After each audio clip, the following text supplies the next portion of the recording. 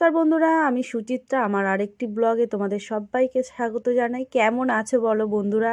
রাত পরেই তো 2025 সাল পড়ছে। সবাইয়ের ভালো কাটুক এই কামনা করি।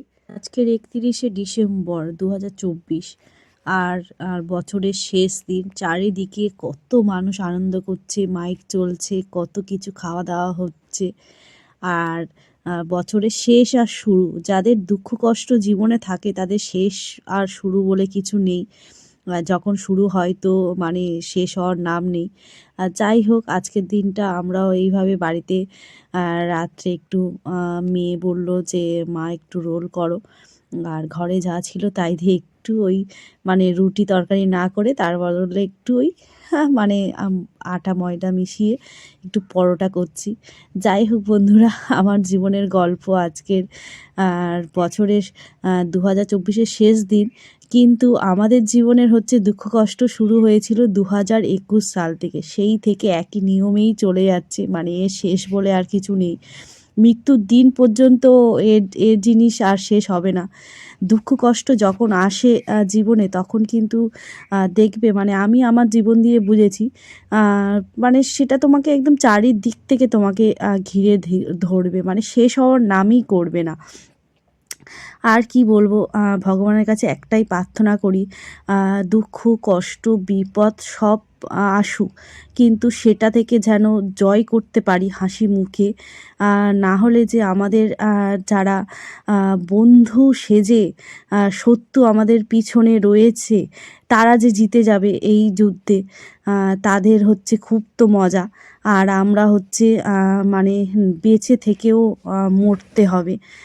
কি বলবো, এইভাবেই যেন জয় করতে পারি, মানে একটু একটু করে যেন হাসি মুখে সব কিছু জয় করতে পারি। ভগবানের কাছে শুধু একটাই প্রার্থনা করি। 2021 সালের ঠিক নভেম্বর থেকে আমাদের জীবনের দুঃখ কষ্টের দিন শুরু হয়।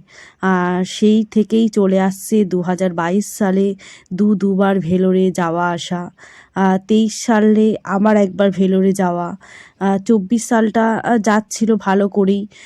আবার 24 সালের ঠিক নভেম্বরে আবার একটা বড় ধাক্কা আমাদের জীবনে, মানে মেয়েকে নিয়েই। আমাদের জীবনের কষ্টের মূল হলো আমাদের সন্তানের অসুস্থতা।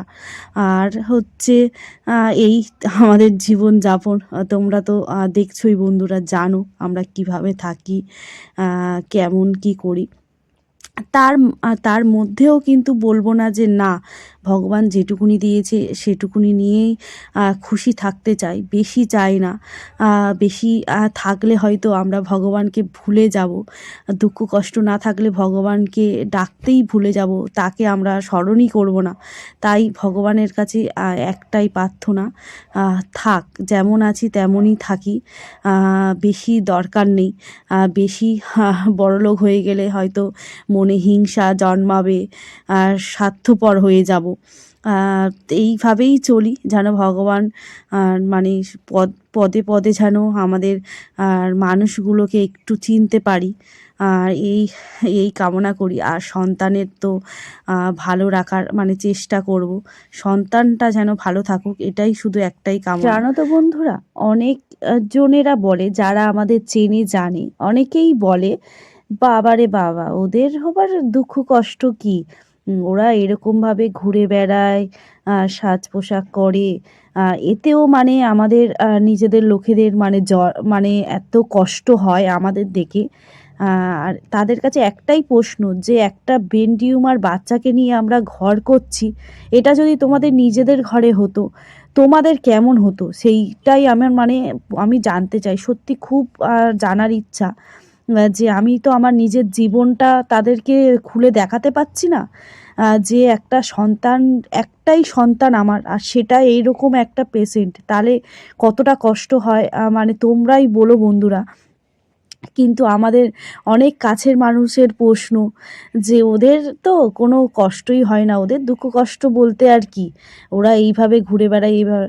যতই যা হোক বলো বন্ধুরা, মানে প্রত্যেকটা মানুষ, সেটা আমি বলে কি আর সবাই, সবাইকে মানে সবার বলছি, আমাকেও বলছি, আমাদের কি একটু ঘুরতে ইচ্ছা করে না? আমাদের কি একটু ভালো খেতে ইচ্ছা করে না বলো? আমাদের কি একটু ভালো জামা প্যান্ট পরতে ইচ্ছা করে না? যতই আমাদের সন্তান অসুস্থ হোক না কেন, আমরা যেমনভাবে থাকবো আমার সন্তানটাও ঠিক সেইভাবেই হচ্ছে ওকে আনন্দ দিতে পারবো, ওকে একটু করতে পারবো। এই হাসিটুকুনিও আমাদের মানে অনেকেরই মানে কষ্ট হয় দেখতে, তারা ভাবে সত্যি এদের কত আনন্দ। এই আর কি বলবো। আর ঠিক আছে, চলুক এইভাবে জীবন, এটাই প্রার্থনা। আর সন্তানেরকে সুস্থ রাখতে পারি, ভালো রাখতে পারি।